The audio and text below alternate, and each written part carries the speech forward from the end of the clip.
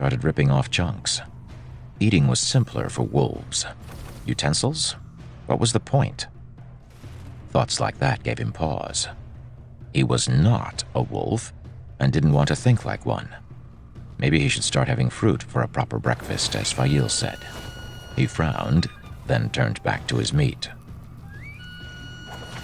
We fought Trollocs in the Two Rivers, Bayar said, lowering his voice. Galad's porridge cooled, forgotten on the table. Several dozen men in our camp can confirm it. I killed several of the beasts with my own sword. Trollocs? In the Two Rivers? Galad said. That's hundreds of leagues from the borderlands.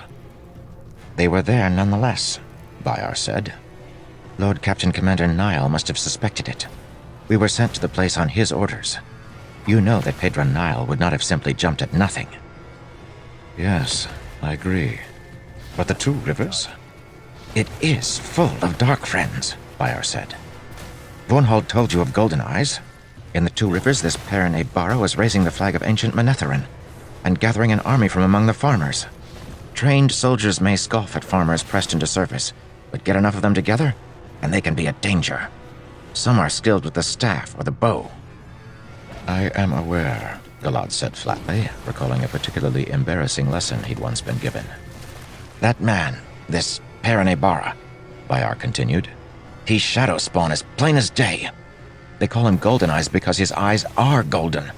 No natural shade that any man has ever known. We were certain that Abara was bringing the Trollocs in, using them to force the people of the Two Rivers to join his army. He eventually ran us out of the place. Now he's here before us. A coincidence or something more? Bayar was obviously thinking along the same lines. My lord, Captain Commander, perhaps I should have mentioned this earlier, but the Two Rivers wasn't my first experience with this creature Abara. He killed 2 of the children on a forgotten road in Andor some 2 years ago. I was traveling with Bornhold's father. We met Abara in a campsite off a main road. He was running with wolves like a wild man. He killed 2 men before we could subdue him, then escaped into the night after we had captured him. My lord, he was to be hanged. There are others who can confirm this? Galad asked. Child Oratar can, and Child Bornhold can confirm what we saw in the Two Rivers. Golden Eyes was at Falma, too. For what he did there alone, he shall be brought to justice. It is clear. The light has delivered him to us. You're certain our people are among the White Cloaks? Perrin asked. I could not see faces, Gaul said, but Elias Machera's eyes are very keen. He says he's certain he saw Basil Gill. Perrin nodded. Elias's golden eyes would be as good as Perrin's own. Sulin and her scouts have similar reports, Gaul said, accepting a cup of ale poured from Perrin's pitcher.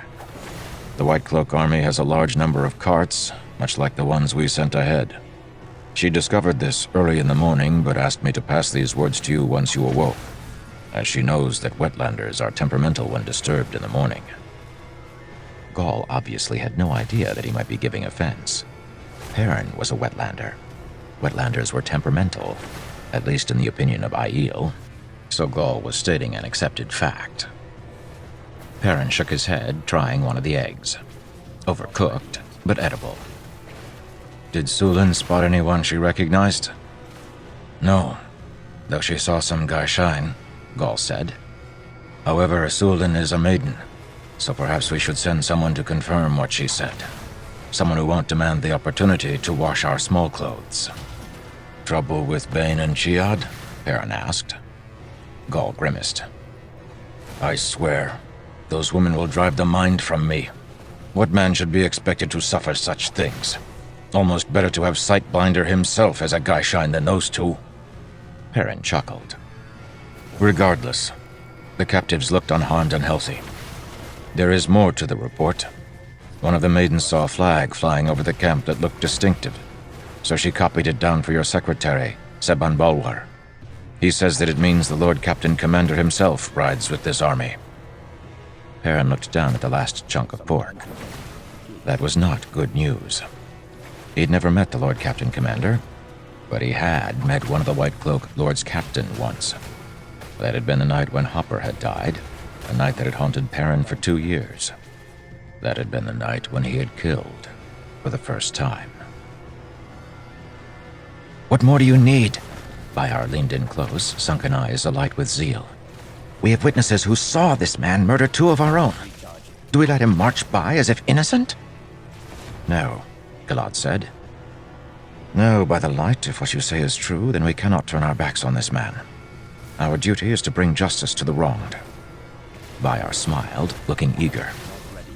The prisoners revealed that the Queen of Gildan has sworn fealty to him. That could present a problem. Or an opportunity. Perhaps Gildan is precisely what the children need. A new home. A place to rebuild. You speak of Andor, my Lord Captain Commander. But how long will they suffer us? You speak of the last battle. But it could be months away. What if we were to free an entire nation from the grip of a terrible dark friend? Surely the Queen, or her successor, would feel indebted to us. Assuming we can defeat this Aybara. We can. Our forces are smaller than his, but many of his soldiers are farmers. Farmers, you just pointed out, can be dangerous, Gilad said. They should not be underestimated. Yes, but I know we can defeat them. They can be dangerous, yes, but they will break before the might of the children. This time, finally, Golden Eyes won't be able to hide behind his little village fortifications or his ragtag allies. No more excuses. Was this part of being Taviran? Could Perrin not escape that night, years ago? He set his plate aside, feeling sick. Are you well, Perrin Aybara? Gaul said. Just thinking. The White Cloaks would not leave him alone, and the pattern, burn it, was going to keep looping them into his path until he dealt with them. How large is their army? Perrin asked. There are 20,000 soldiers among them, Gaul replied. There are several thousand others who have likely never held a spear. Servants and camp followers. Gaul kept the amusement from his voice, but Perrin could smell it on him. Among the Aiel, nearly every man, all but blacksmiths, would pick up a spear if they were attacked. The fact that many wetlanders were incapable of defending themselves either befuddled or infuriated the Aiel. Their force is large, Gaul continued, but ours is larger. And they have no Algaid Siswai, nor Ashaman, nor channelers of any type, if Sebin Balwer's word is not in error.